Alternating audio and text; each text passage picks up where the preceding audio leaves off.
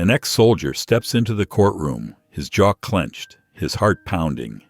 He's fought battles, lost friends, and given everything for his country. But today, he's fighting for something far more personal. All he wants is a final goodbye with his loyal warhorse, the one who saved his life on the battlefield. But then something happens that no one, not the judge, not the lawyers, not even the ex-soldier himself, could have predicted. What unfolds next will change everything. What did the horse do? And will this goodbye be their last? Before we get into the story, comment below where in the world you are watching from today. And if you like this story, don't forget to subscribe. The morning sun painted long shadows across the dusty road as Sergeant Tom Weston pulled on his worn leather boots. The familiar weight of his prosthetic leg pressed against his thigh as he stood, stretching his back until it cracked. Through the window, he could already see Gunner's head poking out of the barn door, waiting for him like clockwork. Tom's boots crunched against the gravel path to the barn. The sweet smell of hay and horse filled his nostrils as he approached. Gunner's ears perked forward, and his soft brown eyes lit up at the sight of his old friend. "Morning, buddy," Tom said, his voice rough from disuse. He reached into his pocket and pulled out a crisp apple. Gunner's velvety lips tickled his palm as the horse delicately took the treat. A rare smile crossed Tom's weathered face as Gunner nudged his shoulder, searching for more. The day passed slowly, filled with the steady rhythm of ranch work. Tom fixed a loose board on the fence, hauled fresh hay into the barn, and cleaned out the water troughs. Every now and then, he'd pause to watch Gunner galloping across the pasture, his muscular frame moving with the same grace that had carried them through battlefields. In these quiet moments, the weight of loneliness pressed down on Tom's shoulders. The empty house loomed behind him, too big for just one person. Sometimes the silence got so loud, it felt like screaming. He'd lost his whole squad that day: Johnson, Martinez, Cooper, good men who'd never made it home.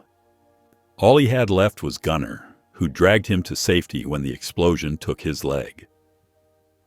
As evening settled in, Tom sat on his creaking porch swing, a glass of whiskey warming in his hand. The amber liquid caught the last rays of sunlight as he watched Gunner grazing peacefully in the distance. That horse understood him better than any person ever had. They shared the same scars, visible and invisible. Just as he was about to head inside, something caught his eye: a white envelope in the mailbox he'd forgotten to check earlier. Tom limped down the steps, retrieved it, and returned to the porch light's yellow glow. The government seal made his stomach clench before he even opened it. His hands shook as he read the official notice. Each word felt like a punch to the gut. Military asset, retrieval notice, auction preparation, ... The paper crumpled in his tightening fist as anger and fear coursed through him. They couldn't take Gunner. He wasn't just some piece of equipment to be sold off to the highest bidder. Tom's jaw clenched as he stared out into the darkening night, where Gunner's silhouette was barely visible against the twilight sky. His heart pounded with a familiar battle rhythm, but this time the enemy wasn't on some distant shore. It was right here at home, threatening to take away the last thing that gave his life meaning. The next morning, Tom's old pickup truck rumbled down Main Street, kicking up dust as he pulled into a cramped parking spot outside Jim Carter's law office. The sign on the weathered brick building was faded, but the words Carter Legal Services were still readable. Tom's prosthetic leg caught slightly as he stepped down from the truck, but he barely noticed any more. His mind was focused on the crumpled notice in his jacket pocket. The office door creaked as Tom entered, and a small bell announced his presence. Jim Carter looked up from behind a desk cluttered with manila folders and legal documents. His reading glasses sat low on his nose, and the sleeves of his white dress shirt were rolled up to his elbows. Recognition flickered across his face. "Tom Weston," Jim said, standing to shake his hand. "Been a while since I've seen you in town."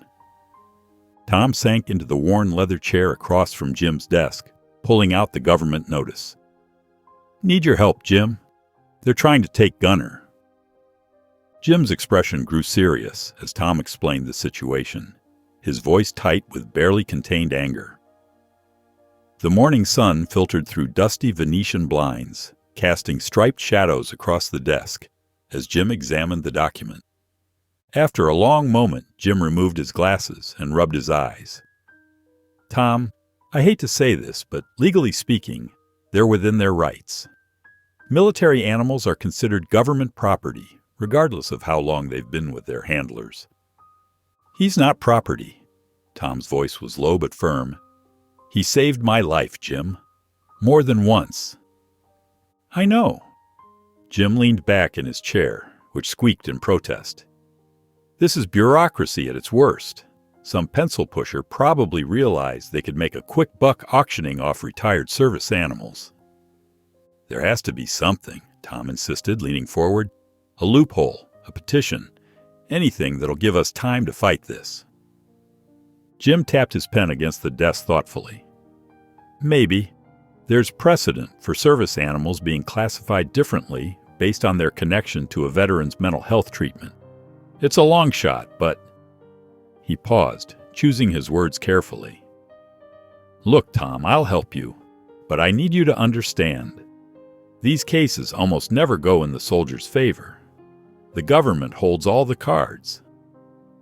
"I don't care about the odds," Tom said. "I just need you in my corner." "All right," Jim nodded, reaching for a legal pad. "Let's get started." When Tom stepped out of the office an hour later, the sun was high and hot overhead. His eyes immediately locked onto a large white transport vehicle parked across the street, its government plates gleaming in the sunlight. The sight of it made his stomach turn. They could show up at his ranch any day now, ready to load Gunner up and drive him away. Tom's jaw clenched as he watched the vehicle, his hands balling into fists at his sides. "They're not taking him without a fight," he muttered, determination hardening his voice. A week crawled by without any word from Jim.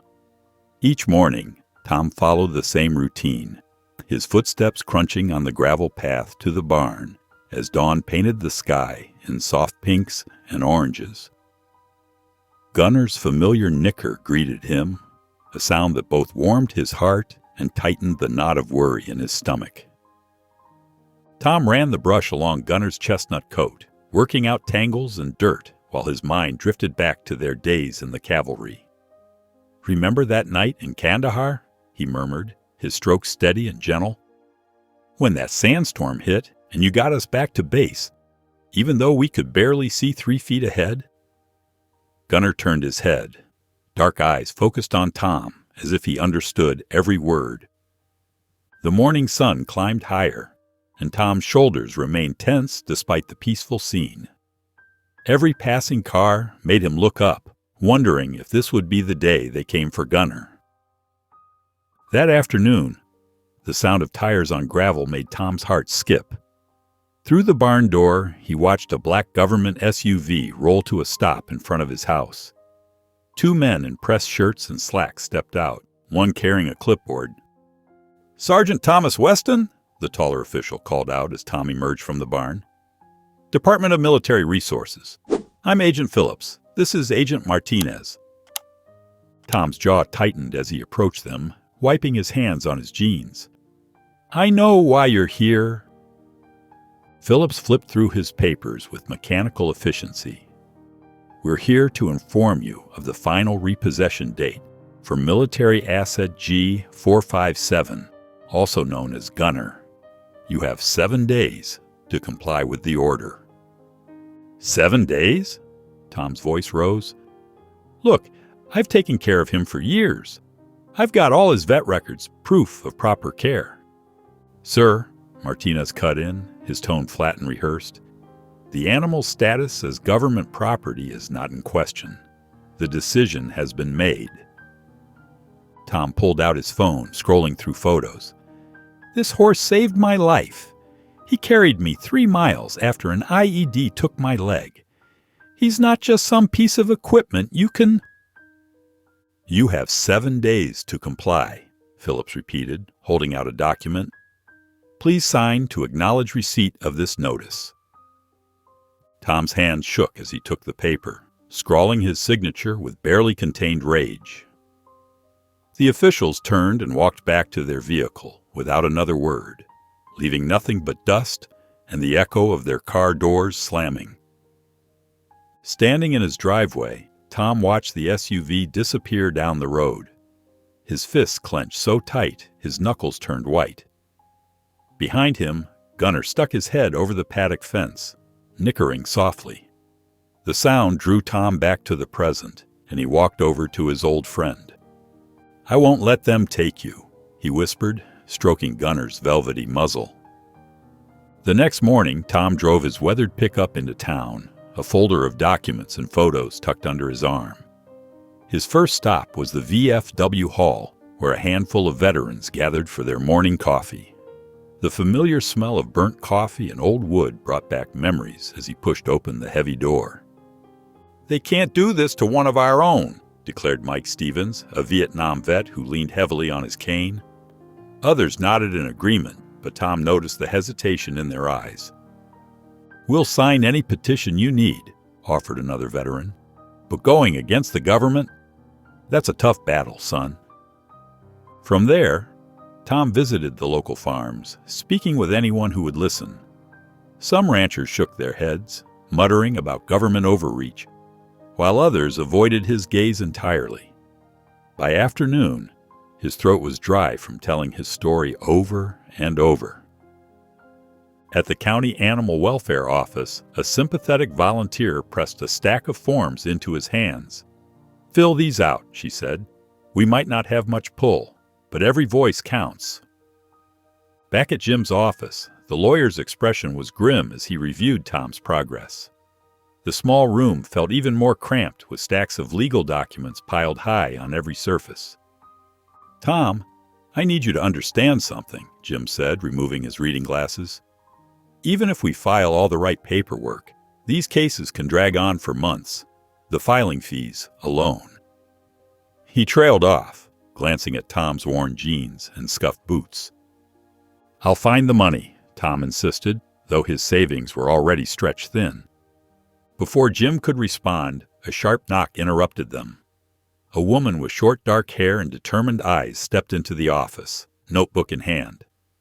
Sarah Hayes, Capital City Tribune, she announced, extending her hand to Tom.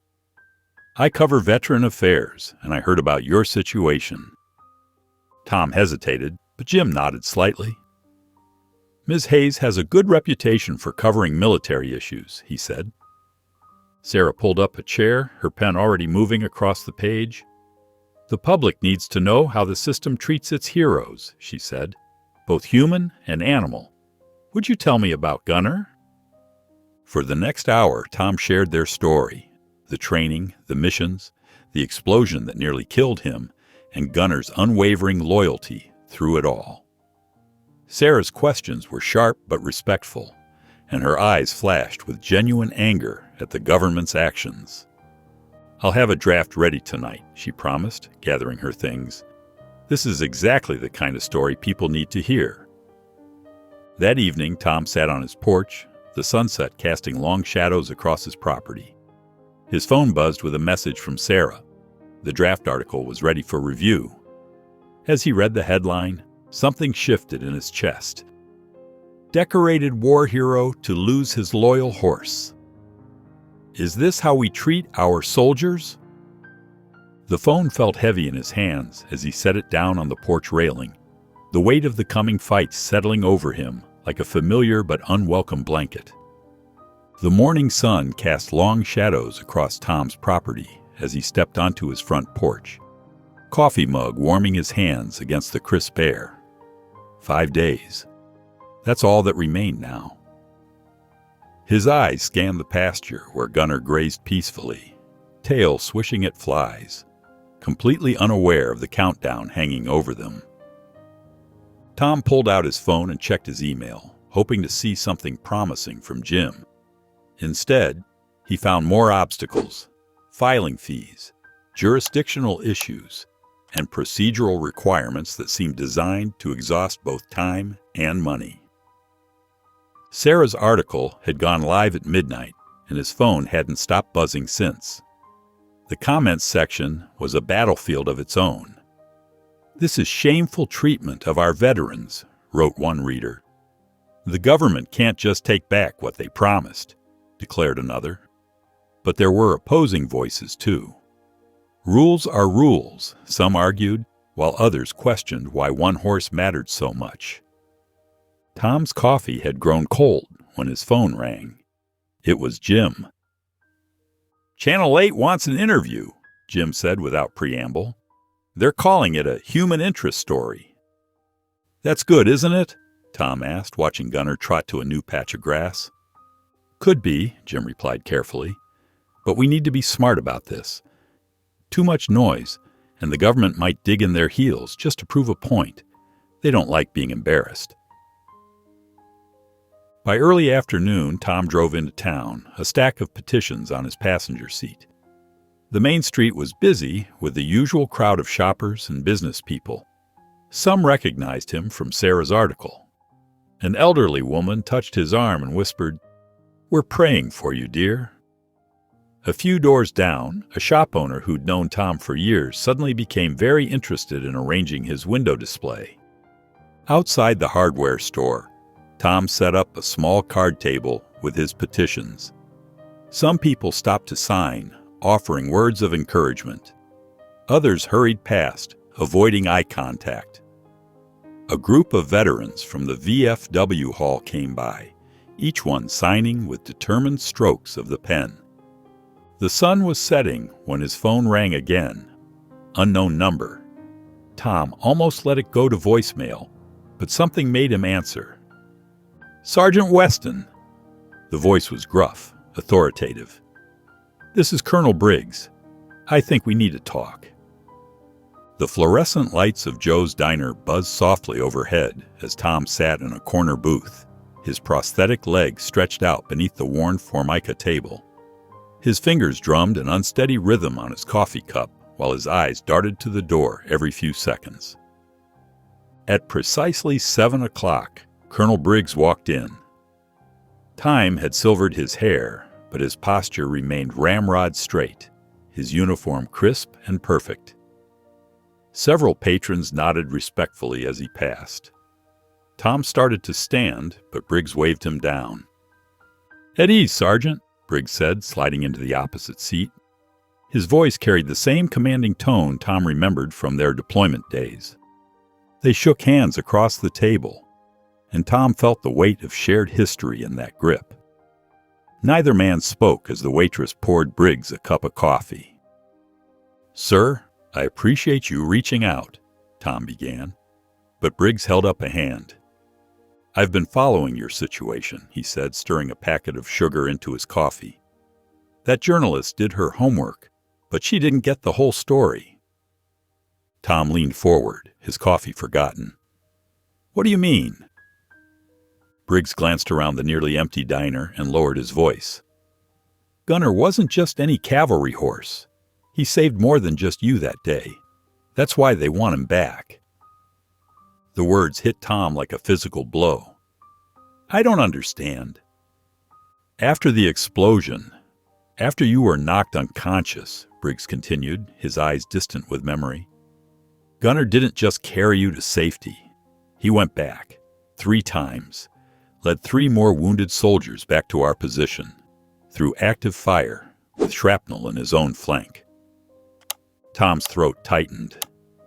He remembered waking up in the field hospital, but everything before that was a blur of noise and pain. "The brass classified him as a special asset after that," Briggs explained. "They've been studying his behavior patterns, trying to understand how he did what he did. That kind of initiative goes beyond training. They don't want to let that go, especially not to civilian hands. Tom sat back, his mind racing. All this time he'd thought this was just about bureaucracy, about rules and regulations. But this was something else entirely. So this isn't about property rights at all, Tom said quietly. Briggs shook his head. It's about control, about what they think they can learn from him. But they're missing the point. Gunner did what he did out of loyalty, not training. Tom's jaw set firmly. This isn't right. These animals serve alongside us, bleed with us. They deserve better than being treated like lab specimens. I agree, Briggs said, reaching for his wallet. I can pull some strings, make some calls to people who owe me favors. But I'll warn you, the military doesn't like to lose. As Tom drove home through the darkening evening, his hands gripped the steering wheel tightly. The truth about Gunner had only strengthened his resolve. This wasn't just about keeping his friend anymore. It was about standing up for all the service animals who couldn't speak for themselves. The insistent buzzing of Tom's phone pulled him from sleep earlier than usual. Squinting at the screen, he found his inbox overflowing with notifications. His stomach dropped as he opened the first message, an official cease and desist order from the Department of Military Resources. The legal language was dense, but the message was clear. Drop the case or face serious consequences. They cited national security concerns, classified military assets, and a list of potential charges that made his head spin. Tom's hands shook as he drove to Jim's office, the stack of papers sitting heavy on the passenger seat. The morning sun felt too bright, almost mocking his dark mood. Jim's usual calm demeanor cracked as he read through the documents. His face grew increasingly grim, and he kept shaking his head. This is serious, Tom, Jim said, spreading the papers across his desk. But it's also telling. They're trying to scare you into submission. Why? Tom asked, his voice tight. Because they know if this goes to trial, it'll set a precedent. Right now, they can treat service animals however they want. Your case could change that. They don't want that door opened. Tom stood up, pacing the small office. So what do we do?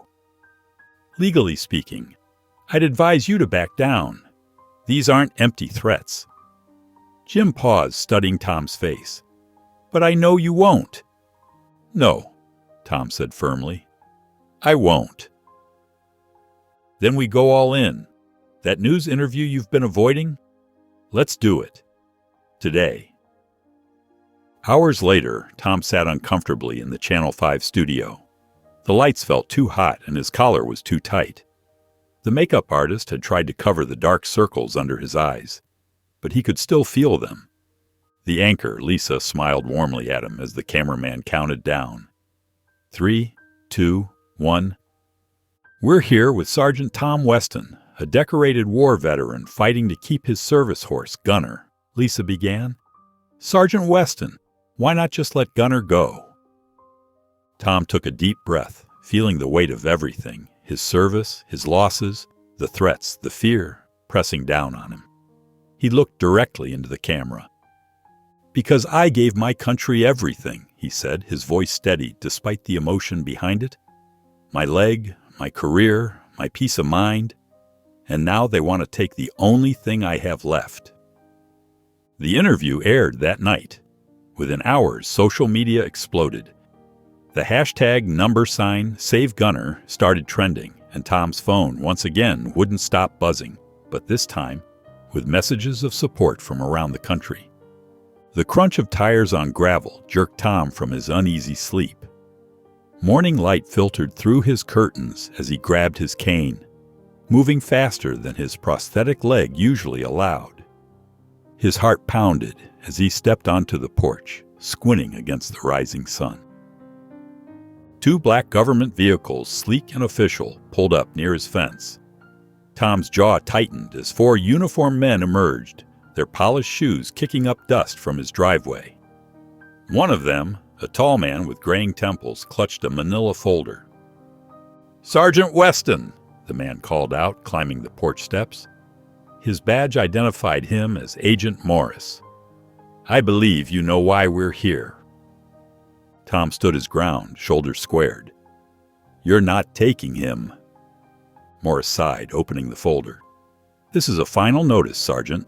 We're authorized to collect the military asset designated as Gunner in exactly 48 hours. He held out the papers. "I suggest you use this time to prepare for the transfer." Tom didn't take the documents. They fluttered to the porch floor between them. The agent's expression softened slightly. "Look, I get it, I really do. But orders are orders." He gestured to his colleagues who had started examining the fence line and barn. "We'll be back, and it would be better for everyone if you cooperate." Tom's fingers dug into his palm as he watched them survey his property like it was some military operation. The youngest agent paused by the barn, where Gunner stood watching curiously through the window. 48 hours, Morris repeated, turning to leave. "Don't make this harder than it needs to be." Tom waited until they drove away, leaving fresh tire tracks in his gravel driveway. Then he stormed inside, slamming the door so hard a picture fell from the wall. The frame cracked. It was a photo of him and Gunner from their service days. As evening settled over the ranch, Tom found himself in Gunner's stall. The horse's familiar scent of hay and leather wrapped around him like a comfort blanket. Gunner's coat gleamed in the dim light, freshly brushed despite Tom's turbulent day. "They're coming for you," Tom murmured, running his fingers through Gunner's coarse mane. The horse turned his head, gentle brown eyes meeting Tom's. He nudged Tom's chest softly, the way he always did when he sensed his rider's distress. Tom closed his eyes, feeling the warm breath of his oldest friend against his neck. His hands stopped trembling as a steely resolve settled in his chest. If they wanted Gunner, they'd have to fight for him. The morning sun cast long shadows across Tom's kitchen table, where papers lay scattered like fallen leaves. Legal documents, veterinary records, and military forms created a maze of bureaucracy that made his head spin. The coffee in his mug had gone cold hours ago, forgotten in his desperate search for anything that might help him keep Gunner. 48 hours. The deadline loomed over him like a storm cloud. Tom massaged his temple, fighting the exhaustion that crept through his body. His prosthetic leg ached from pacing all night, but he couldn't rest. Not now. Not when Gunner's future hung by a thread. The screen door creaked, and Jim burst in without knocking, his tie askew and briefcase clutched tight. "Tom, I've got news." Tom straightened, hope and fear wrestling in his chest. "What is it?" "I filed an emergency injunction," Jim said, dropping his briefcase on the table. His usual composed demeanor gave way to cautious excitement. "Judge Matthews agreed to hear our case. It buys us another week." The tension in Tom's shoulders eased slightly as he let out a long breath. 1 week. 7 more days with Gunner. "It's a long shot," Jim continued, loosening his tie, "but it gives us time to build a stronger case." He pulled up a chair, his expression turning serious. "Listen, Tom, they're going to hit back harder now. The government doesn't like being told to wait. We need something solid to force their hand." Later that night, Tom sat on his porch, scrolling through his phone. The interview had gone viral, and messages flooded his inbox. Veterans sharing similar stories, civilians offering support, reporters requesting comments. The outpouring was overwhelming. Then one message caught his eye. The sender's name made his heart skip. David Reese, former cavalry trainer. The message was brief, but made Tom's hands shake. "I worked with Gunner during the war. I know things that might help. Call me." The Army surplus store smelled of mothballs and old leather. its shelves lined with faded uniforms and worn boots. Tom's prosthetic leg clicked against the weathered wooden floor as he made his way past displays of surplus gear. His eyes scanned the quiet store until he spotted an older man in a worn denim jacket standing near a rack of old canteens. "David Reese?" Tom asked, extending his hand. David nodded, his weathered face creasing with worry as he shook Tom's hand. "Sergeant Weston, thanks for coming." His eyes darted to the store's windows before he gestured toward a quiet corner. "Let's talk over here." They moved between shelves stacked with olive drab equipment. David's hands trembled slightly as he pulled a manila envelope from his messenger bag. The envelope looked old, its edges frayed and yellow with age. "I shouldn't have these," David said in a low voice, glancing over his shoulder. "But when I saw your story on the news, I knew I had to help." He carefully pulled out several papers, their edges worn and creased from years of handling. Tom's eyes widened as he scanned the first page. It was a military incident report marked classified in bold red letters across the top. The document detailed an operation gone wrong, a group of soldiers cut off from their unit, surrounded by enemy fire. "Keep reading," David urged, his voice barely above a whisper. Tom turned to the next page, his hands growing cold as he read. The report described how Gunner, despite taking shrapnel to his flank, had led the stranded soldiers through enemy territory. The horse had somehow found a safe route back to base, saving 6 lives that day. "There's more," David said, pulling out another document. This one was different, an intelligence assessment. Tom's breath caught as he read the designation. Exceptional Intelligence Asset. The report detailed instances where Gunner had demonstrated abilities far beyond standard military training, detecting ambushes before they happened, finding safe passages through dangerous territory, leading rescue operations with almost supernatural accuracy. "They're not after just any retired warhorse, Sergeant," David said, watching Tom's face carefully. "They want him because he's a legend. The brass. They never could explain how he did what he did. Some of them think he's got something special, something they can study or maybe even breed." Tom's fingers tightened around the papers, crinkling their edges. Here it was, the real reason behind the government's sudden interest in reclaiming Gunner. Not just a matter of property rights or military assets, but something much bigger. The papers in his hands weren't just documents, they were leverage. His hands trembled as he held the classified reports, the weight of their significance settling over him like a heavy blanket. These weren't just military records. They were proof that Gunner was far more than anyone had publicly acknowledged. The morning sun cast long shadows across Tom's driveway as a postal worker delivered another official-looking envelope. Tom's jaw tightened as he read the second cease and desist order. The legal language was harsh, threatening severe consequences for interfering with military property. He called Jim immediately, who arrived within the hour along with Sarah. They gathered around Tom's kitchen table, the classified documents from David spread out between coffee mugs and legal papers. "This is exactly what we need," Sarah said, her eyes bright with determination as she pointed to the intelligence assessment. "The public needs to know that Gunner isn't just some piece of equipment. He's a hero who saved lives." Jim shook his head, his expression grave. "Leaking classified documents is a federal offense. We'd be painting targets on our backs." He picked up one of the papers, studying the red, classified stamp. "The military doesn't take kindly to having their secrets exposed. They could come after all of us, especially you, Tom." Sarah leaned forward, her voice passionate.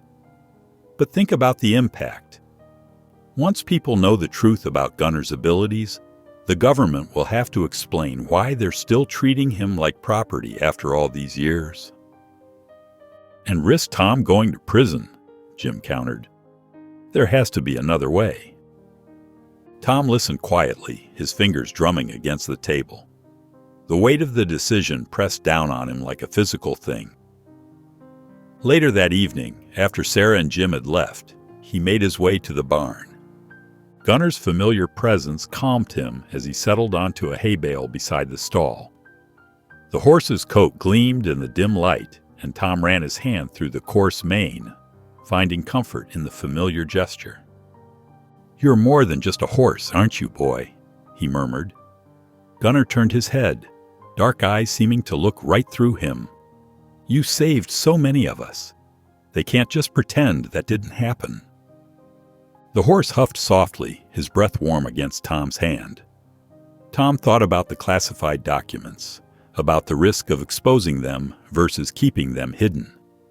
The decision crystallized in his mind. "We'll do this right," he whispered to Gunner. "No leaks, no scandals, but they need to know we have these files." He patted Gunner's neck. "They can't push us around anymore." The horse nickered quietly, as if in agreement.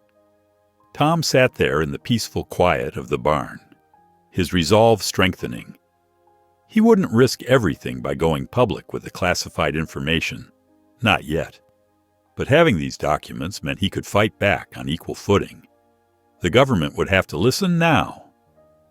Tom's polished dress shoes clicked against the marble floors of the courthouse, each step echoing in the cavernous hallway.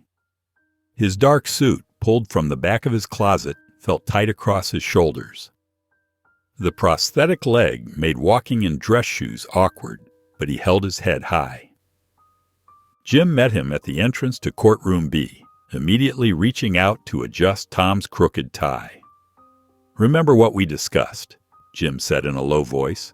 "Stay focused, speak clearly, and let me handle the legal arguments.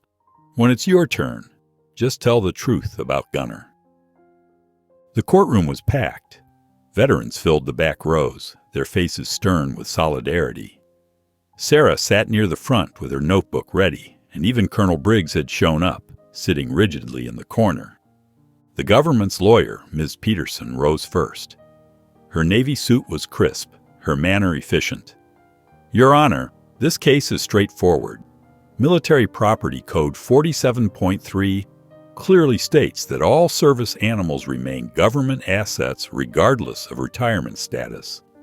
Gunner is military property, nothing more." Tom's fingers curled into fists under the table as she continued, "While we sympathize with Sergeant Weston's attachment, we cannot allow emotional considerations to override established protocol." When it was their turn, Jim stood smoothly. "Your Honor, before we proceed, I'd like to present evidence that changes the entire nature of this case." He nodded to Tom, who pulled out the classified documents with steady hands. "These reports show that Gunner wasn't just equipment," Tom said, his voice strong despite his nerves. "During the Battle of Kandahar Valley, Gunner led 3 wounded soldiers to safety while injured himself. He operated independently, showing intelligence beyond training." A murmur rippled through the courtroom. Tom continued, pointing to specific passages in the documents. "Here, intelligence officers noted his ability to detect ambush positions before our sensors could. And here, he protected a downed helicopter crew for 6 hours until rescue arrived." The judge leaned forward, studying the papers with intense interest. "Ms. Peterson, were you aware of these reports?" The government lawyer shifted uncomfortably. "Your Honor, those documents are classified." "I'm not asking about their classification," the judge interrupted.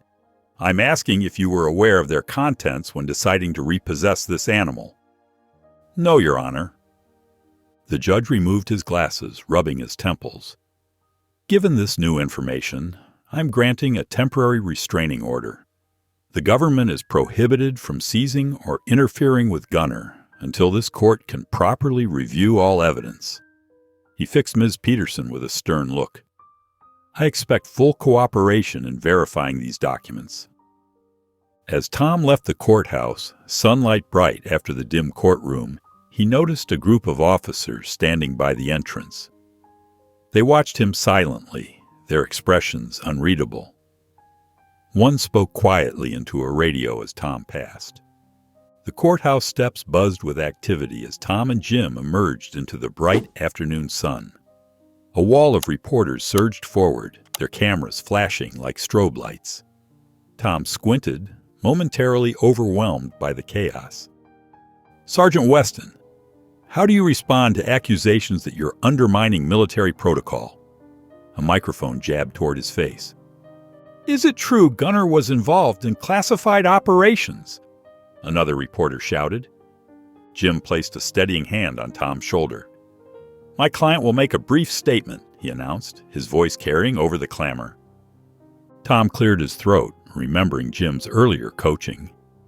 "This isn't just about me and Gunner anymore," he said, his voice firm, despite his discomfort with the attention.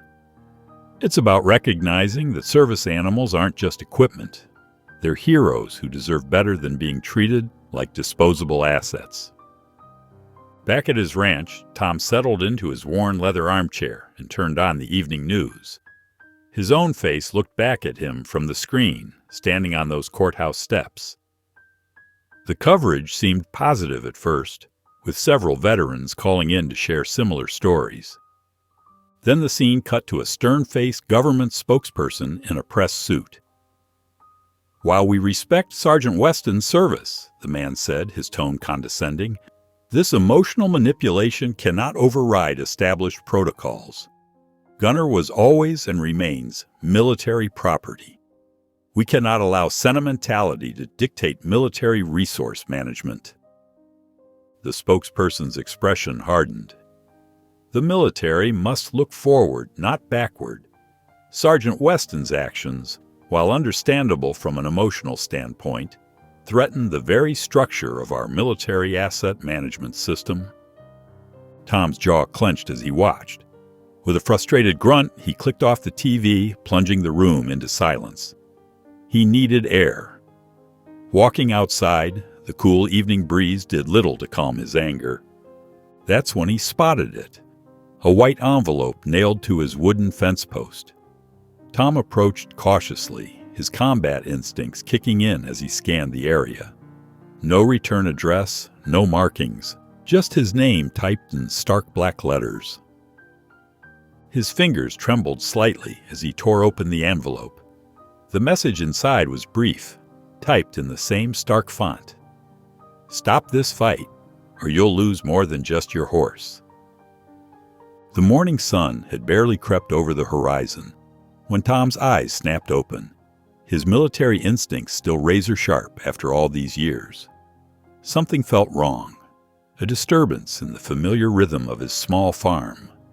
He quickly attached his prosthetic leg, wincing at the morning stiffness, and made his way to the barn, moving as fast as he could manage on the uneven ground.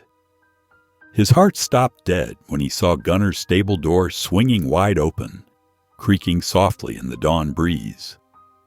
The fresh hay he'd carefully laid down yesterday was scattered across the floor like autumn leaves, and Gunner's familiar, reassuring presence was nowhere in sight. The water bucket lay overturned, its contents forming dark patches on the wooden floor. "Gunner!" Tom's voice echoed through the empty barn, bouncing off the weathered walls. Raw panic rose in his chest as he rushed outside, his prosthetic leg clicking against the wooden boards like an unwanted metronome. That's when he saw them, fresh tire tracks cutting deep into his muddy driveway, leading straight to the highway like an accusing finger. The morning dew had settled on everything except those tracks. They were recent, probably less than an hour old. Broken branches near the gate told their own story of a hasty departure. With trembling hands that hadn't shaken like this since his last firefight, Tom pulled out his phone and called Jim. "They took him," Tom's voice cracked with emotion.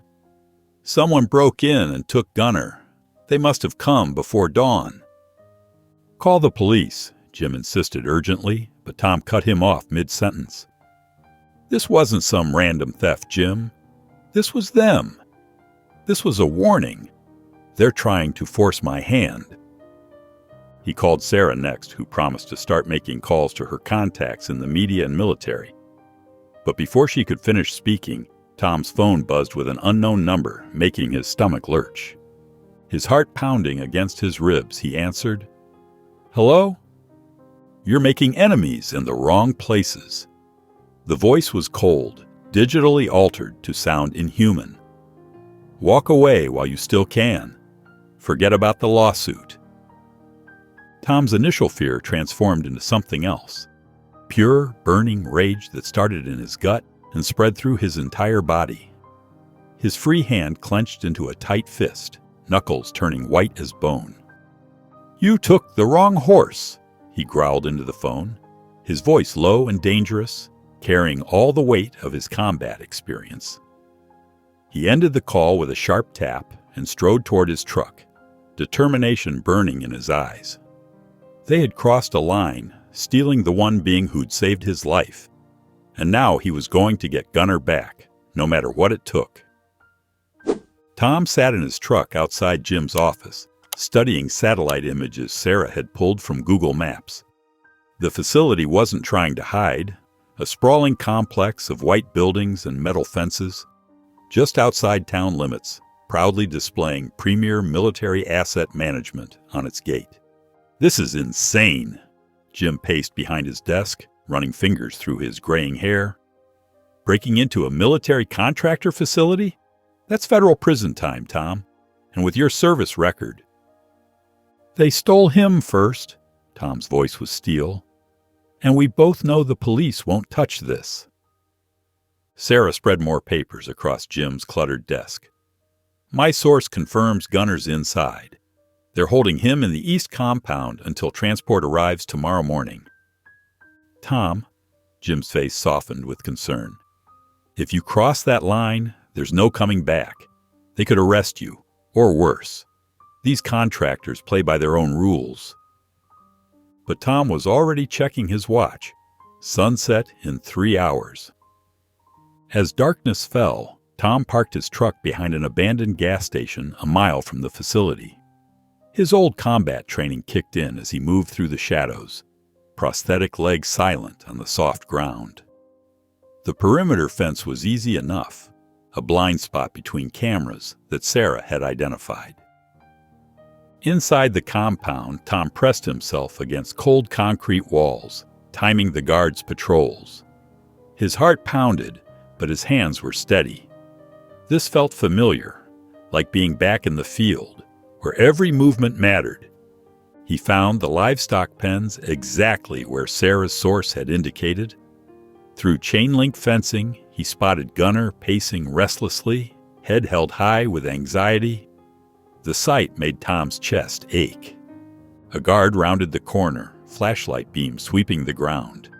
Tom didn't hesitate. He stepped out, caught the man's arm, and applied pressure to exactly the right point. The guard crumpled silently. Tom grabbed his ID badge and cap, then dragged him behind some empty crates. Approaching the pen slowly, Tom whispered, "Easy, boy. It's me." Gunner's ears pricked forward, nostrils flaring. He recognized Tom instantly, letting out a soft nicker. "We're going home, boy," Tom murmured, fumbling with the lock using the stolen badge. The moment the lock clicked open, alarm shattered the night's quiet. Red lights began flashing across the compound as shouts erupted from multiple directions.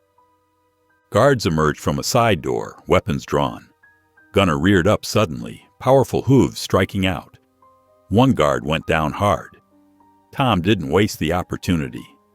Gripping the fence for support, he swung onto Gunner's bare back, his prosthetic legs straining with the effort. The familiar feel of horse muscle beneath him sent electricity through his body. Gunner needed no command. With another powerful kick that scattered the remaining guards, he bolted forward. They crashed through the partially open gate, Tom clinging tight as they vanished into the darkness, leaving the flashing lights and shouting voices far behind.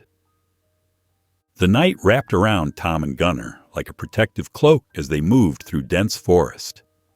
Branches whipped past them, leaving thin scratches on Tom's face, but he didn't slow down. His prosthetic leg burned where it met his thigh, the constant motion aggravating old wounds.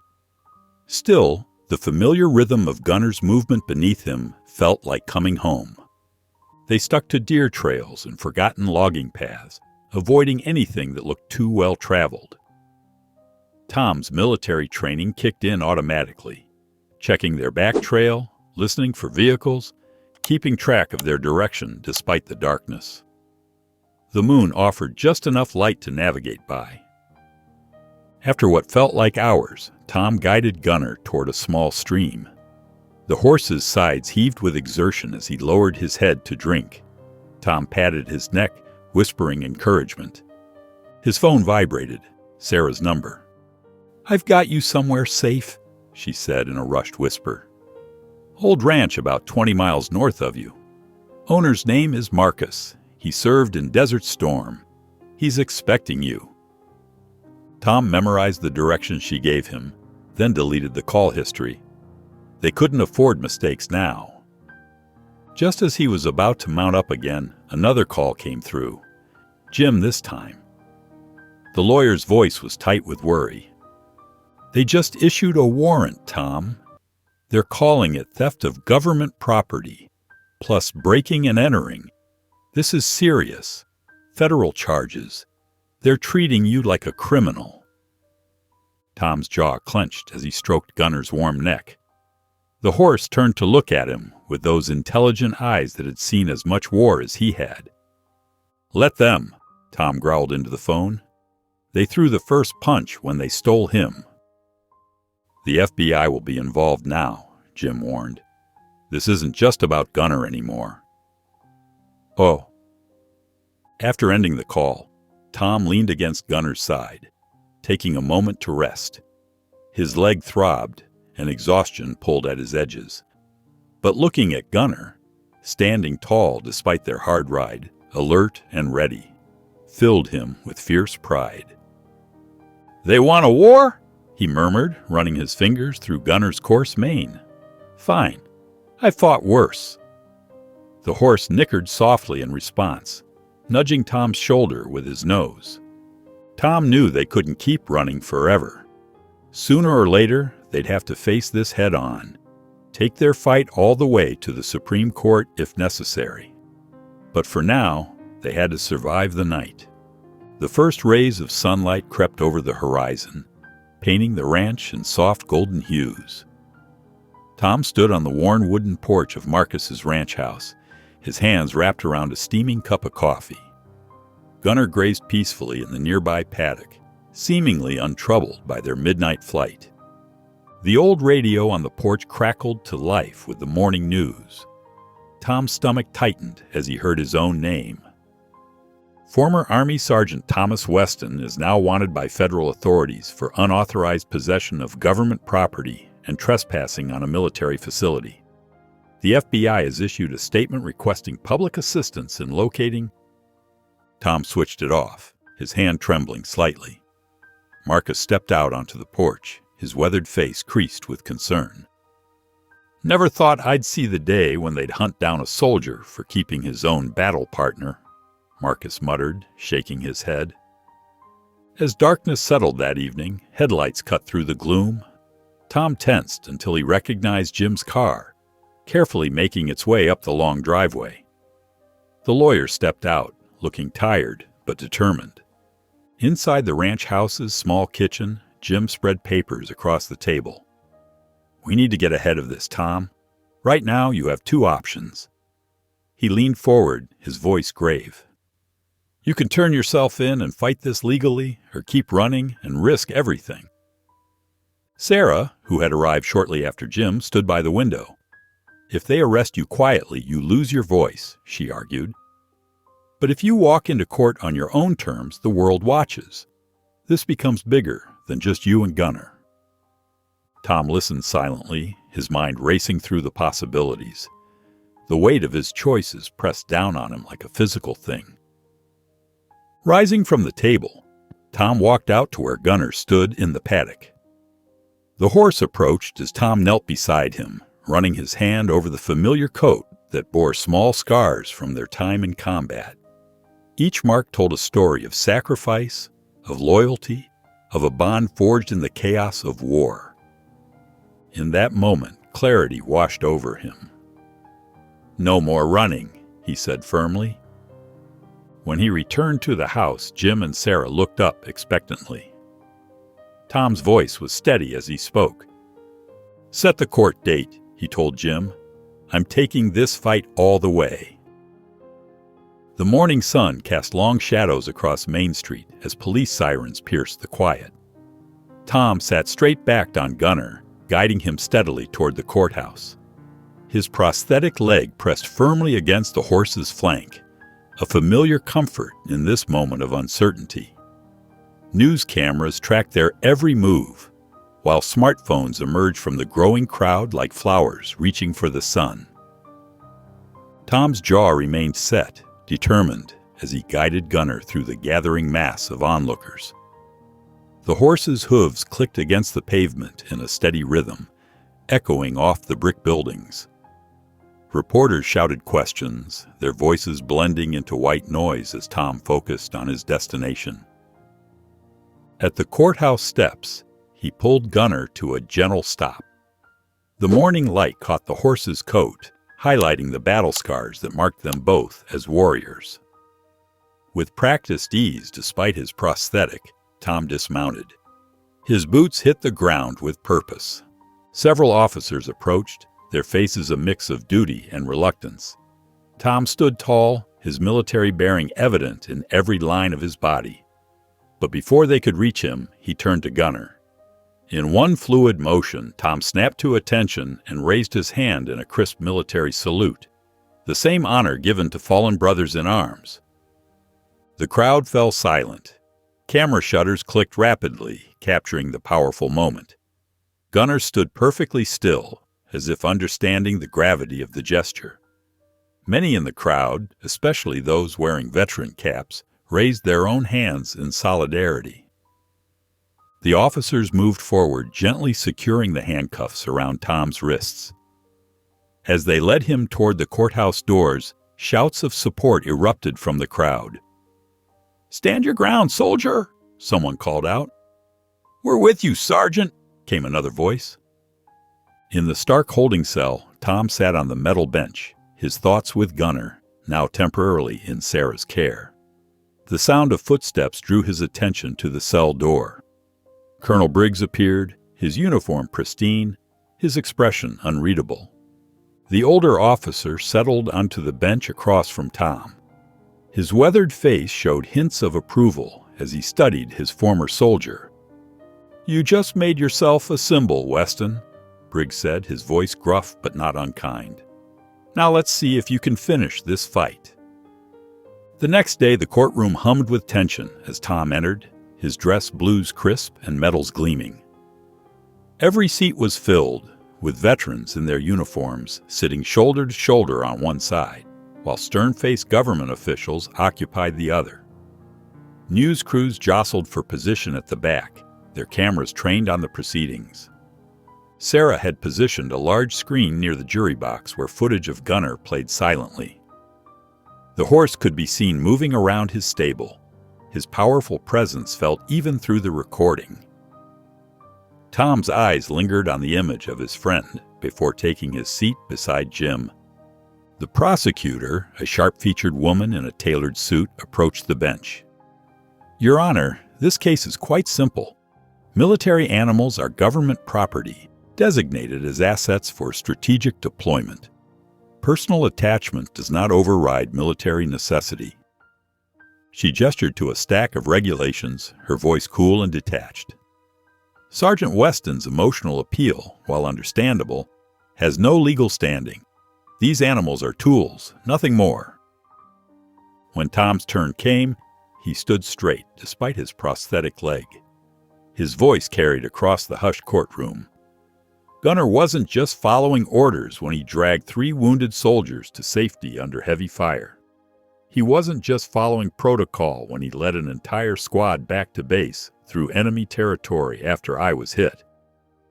Tom pulled out the classified documents, his hands steady. These reports, provided by former cavalry trainer David Reese, show something extraordinary. Gunner didn't just respond to commands. He made decisions. He saved lives when no human ordered him to. The judge leaned forward, examining the documents with growing interest as Tom continued. He knew which soldiers needed help first. He protected the wounded. He wasn't a piece of equipment. He was one of us. A murmur rippled through the courtroom as Colonel Briggs made his way to the witness stand. His uniform was immaculate, his posture rigid. He settled into the chair and faced the judge directly. Taking a deep breath, Briggs spoke with quiet authority. "Tell me, Your Honor, what kind of country takes its heroes and sells them to the highest bidder?" The words hung in the air, heavy with meaning, as the packed courtroom held its breath. The trial stretched into its fourth day, each session more intense than the last. Government lawyers paraded expert after expert before the court, all insisting that military animals were property, not personnel. They argued that allowing soldiers to keep their service animals would compromise future military operations and set a dangerous precedent. Tom sat quietly beside Jim, watching as the prosecution built their case. His jaw tightened each time they referred to Gunner as the asset or government property. In the gallery, veterans showed their support by wearing cavalry pins on their lapels. On the morning of the fifth day, Jim's phone buzzed with a message from an encrypted number. His face paled as he read it. Pulling Tom aside during a recess, he showed him the evidence, internal documents revealing the government's true plans for Gunner. "They never intended to auction him," Jim explained, his voice low and urgent. "The auction was a cover. They planned to euthanize him if no suitable military contractor bought him. The paperwork lists him as unfit for further service due to emotional bonding with former handler." Tom's hands shook as he read the documents. They were going to kill him? After everything he did for them? Sarah worked through the night, verifying the source and preparing the story. When it broke the next morning, the public response was immediate and fierce. Veterans groups organized protests outside military bases across the country. Social media exploded with outrage. Save Gunner became the top trending topic nationwide. Outside military headquarters in Washington, protesters held signs reading, "Heroes aren't property," and "Service animals deserve better." News cameras captured retired military dogs and their handlers joining the demonstrations, a powerful image that played on every major network. The mounting pressure forced the judge's hand. By midday, the courthouse announced an emergency session for the following morning. The final ruling would come earlier than anyone expected. Tom stood outside the courthouse steps, running his fingers over Gunner's empty halter. The leather was worn smooth from years of use, carrying memories of both war and peace. Above him, the American flag snapped in the breeze, its stars and stripes casting shifting shadows on the courthouse's marble steps. Around him, supporters gathered quietly, many wearing cavalry pins or holding small American flags. They understood what this moment meant, not just for Tom and Gunner, but for every service animal who had ever carried a soldier through battle. The courtroom fell into a heavy silence as Judge Marshall entered, his robe sweeping behind him.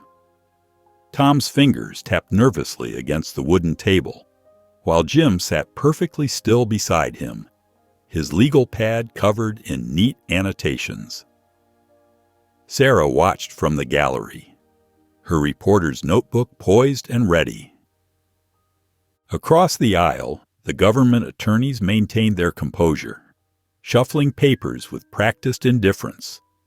The American flag hung motionless behind the judge's bench, its colors rich against the dark wood paneling.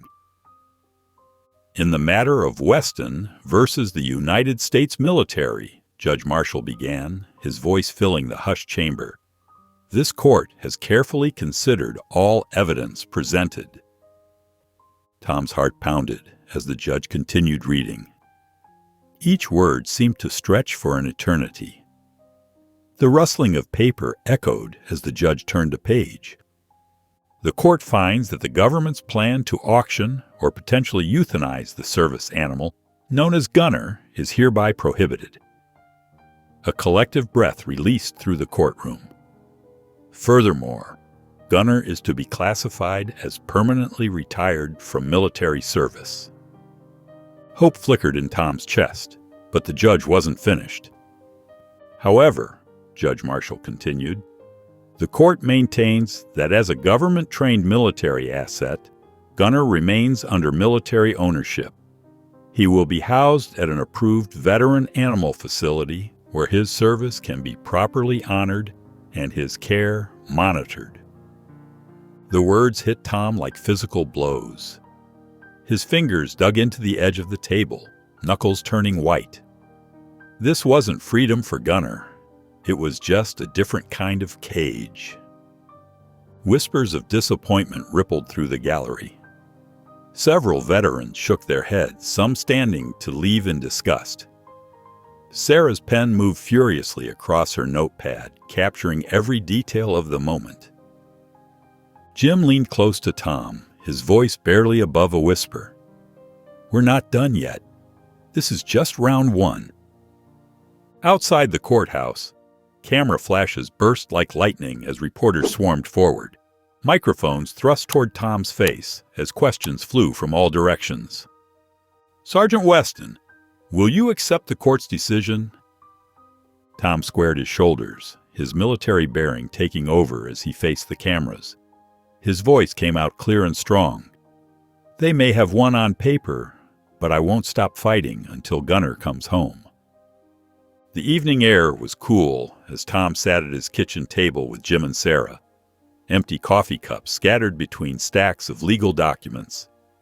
The last rays of sunset filtered through the window, casting long shadows across their tired faces. The verdict isn't good enough, Tom said, running his hand over his face. Gunner doesn't belong in some government facility. He belongs here, with me. Jim drummed his fingers on a thick legal brief. The traditional appeals process could take years, he explained. But I've been thinking about something different. He paused, making sure he had Tom's attention. We go straight to Congress. Tom's brow furrowed. Congress? I'm just a soldier, Jim. I don't know anything about politics. That's exactly why it could work, Sarah chimed in, pulling out her laptop. Look at this. She turned the screen toward Tom, showing him pages of comments, letters, and donation notifications. These aren't just messages of support. These are people ready to fight with you. Tom leaned forward, scanning the screen. Veterans sharing similar stories. Families offering their homes as safe houses. Animal rights activists pledging support. The numbers were staggering. You've become a symbol, Tom, Sarah continued. This isn't just about Gunner anymore. It's about every service animal, every veteran who's been dismissed by the system. Tom stood up and walked to his window, staring out at the empty pasture where Gunner should have been grazing. The thought of becoming a political figure made his stomach turn. He'd always preferred action to words, battlefields, to boardrooms. I never wanted any of this, he said quietly. I just wanted my horse back. Jim joined him at the window. Sometimes the biggest fights find us when we least expect them. Think about how many others you could help. Sarah scrolled through more messages on her laptop. Listen to this one, she said. My daughter's service dog was taken away last year. Watching you fight gives us hope. She looked up at Tom. There are thousands more like this. Tom walked to his front porch, where Gunner's worn leather halter hung on a hook.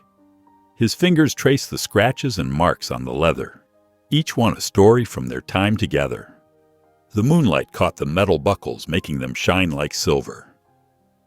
One more mission, boy, he whispered, gripping the halter. He turned back to Jim and Sarah, his jaw set with determination. "All right," he said. "Let's take this to Washington." The marble halls of Congress echoed with footsteps as Tom made his way to the hearing chamber. His dress blues felt tight around his neck, and his prosthetic leg clicked against the polished floor. Behind him walked a small army of supporters, veterans in uniform, animal rights activists wearing Justice for Gunner pins, and several decorated military officials. Inside the chamber, Tom took his seat at the testimony table. Camera shutters clicked rapidly as he adjusted his microphone. Across from him sat a panel of stern-faced congressional representatives, their expressions unreadable. "Sergeant Thomas Weston," the committee chairman began, "you're here today to challenge the military's classification of service animals as government property. Please proceed." Tom cleared his throat and pulled out his prepared statement, but then set it aside. His hands were steady as he looked directly at the panel. "When I lost my leg in combat, I also lost my purpose. But Gunner gave me something to live for." Tom's voice carried clearly through the chamber. "The government calls him an asset, a piece of equipment. But equipment doesn't choose to run back into gunfire to save lives. Equipment doesn't remember where its wounded soldiers fell and lead others to safety." The government representative interrupted, her voice sharp. "Sergeant Weston, these animals are trained to perform specific tasks. Their actions are the result of conditioning, not choice." Tom leaned forward, his jaw set. "Ma'am, with all due respect, I watched Gunner make choices no training could explain.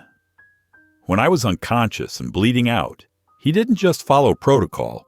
He stayed with me, kept me warm, and protected me from further harm." The chamber fell silent as Tom delivered his most powerful argument. "We honor our soldiers. We build memorials for the fallen. But what about the ones who stood by our side, the ones who carried us home? If Gunner is a veteran, he deserves to retire with his family, with me." Whispers rippled through the gallery. A veteran in the back wiped his eyes. Even some of the congressional representatives shifted uncomfortably in their seats. The chairman cleared his throat. "Thank you, Sergeant Weston. This hearing is adjourned pending our final decision." Tom stood slowly, his exhaustion finally showing through his composed exterior. As he walked out of the chamber, supporters reached out to pat his shoulder or shake his hand. He nodded in acknowledgement, but his mind was already elsewhere, with a certain horse in a government facility waiting to come home. The days crawled by after the congressional hearing. Tom tried to keep busy on his ranch, fixing fences and tending to the empty stable. Every morning he'd wake up and check the news, hoping for word about the bill. Every evening he'd sit on his porch, staring at Gunner's halter still hanging by the door. Sarah called occasionally with updates, but the legislative process moved slowly. Tom found himself avoiding town, tired of the sympathetic looks and well-meaning questions about Gunner. The waiting felt harder than the fighting had been. Then, on a quiet Thursday afternoon, his phone rang. Tom was in the middle of repairing a broken gate when Jim's name flashed across the screen.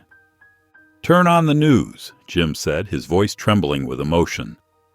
"Right now, Tom." Tom rushed inside, his heart pounding as he fumbled with the remote. The TV flickered to life, showing the steps of Congress.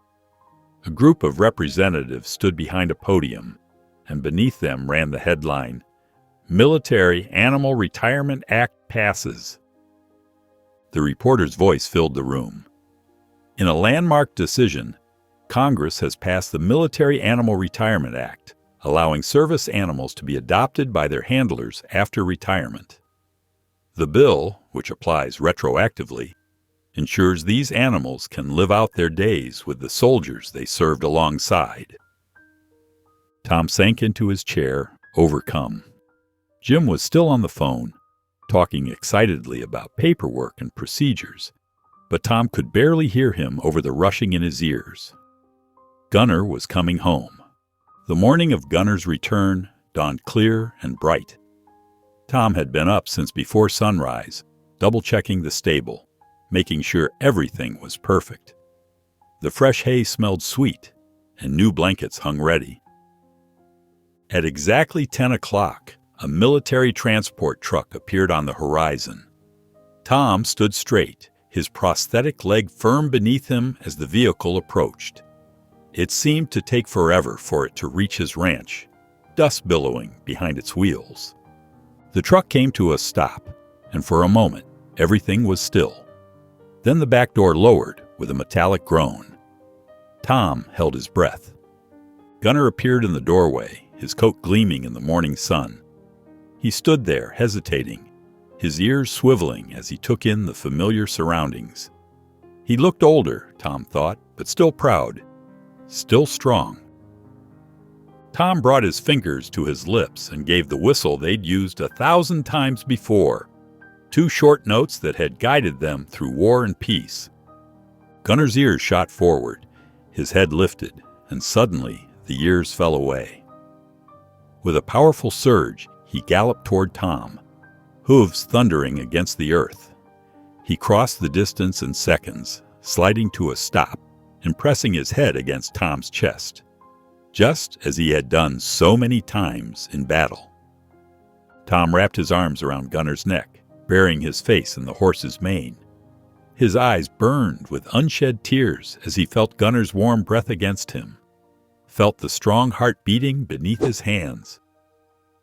For the first time since returning from war, he felt complete. As the sun climbed higher over the ranch, Tom whispered into Gunner's ear, "Welcome home, buddy." If you enjoyed the story of Tom and Gunner, I handpicked this next story that you will enjoy. Please don't miss this one. Click here to watch it.